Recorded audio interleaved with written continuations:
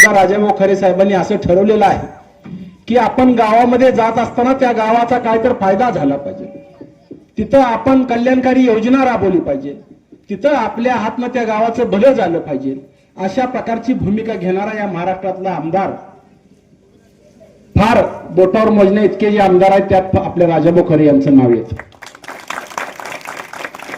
मला आवडून या ठिकाणी उल्लेख करायचा, ज्या वेळेला 1995 साली विधानसभेची निवडणूक झाली आणि काँग्रेसच्या चिन्हावर या तालुक्याचे आमदार राजन पाटील झाले आणि त्यांचा असाच सत्कार वेळोवेळी वेगवेगळ्या गावाच्या निमित्तानं होत होता आणि त्यांनी भाषण करत असताना अशा प्रकारचं भाषण करत होते, असं सांगत होते की आता मला तर तुम्ही निवडून दिले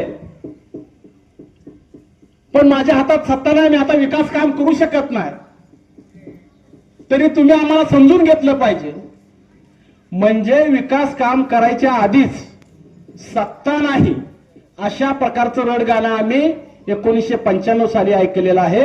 आणि दुसरीकडे विद्यमान आमदार राजाभाऊ खरे सत्ता नसताना देखील कशा प्रकारचं काम करायचं असतंय असा आदर्श फक्त मोहोळ तालुक्याला नव्हे तर संबंध महाराष्ट्राला आदर्श घालून देण्याचं काम या ठिकाणी राजाभाऊ खरे करत आहेत.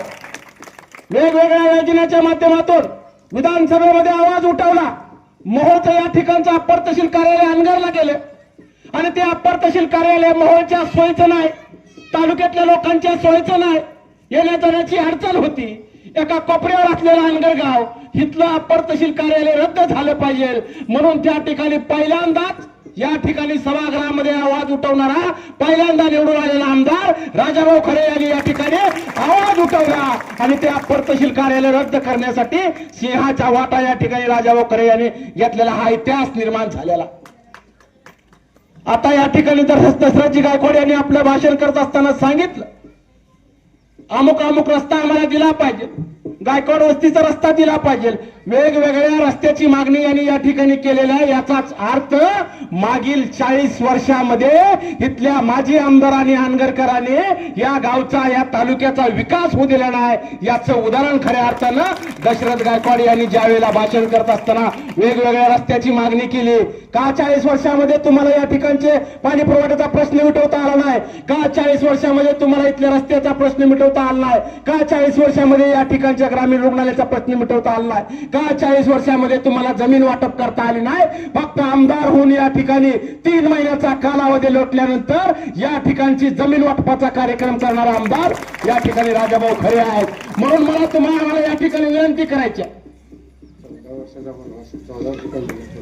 14 वर्षाचा वनवास म्हणून दशरथ गायकवाड या ठिकाणी सांगतात.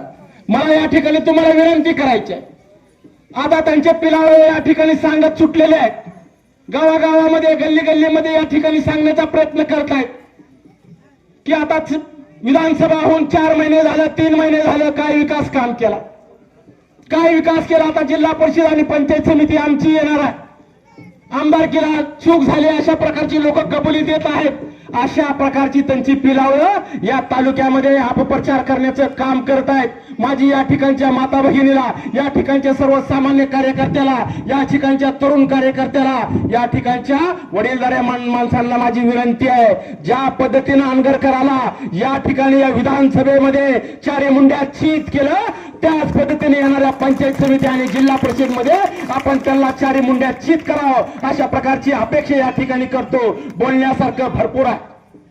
राजाभाऊ खरे आणि आमदार नसताना या ठिकाणी पाण्याची व्यवस्था केली, रस्त्याची व्यवस्था केली, गोरगरिबाला दवाखान्यासाठी पैशाची मदत केली, अशा अनेक प्रकारचं काम आमदार नसताना राजाभाऊ खरे यांनी करून दाखवलेलं आहे. आता तर ते तुमच्या आमच्या सगळ्यांच्या या ठिकाणी ताकदीवर आमदार झालेले आहेत. आमदार नसताना काम करू शकतात तर आमदार झाल्यावर त्याच्या धापट काम करण्याची धमक त्यांच्यामध्ये आहे. फक्त त्यांच्या पाठीशी आपण खंबीरपणे उभं राहावं अशा प्रकारची अपेक्षा या ठिकाणी करून थांबतो.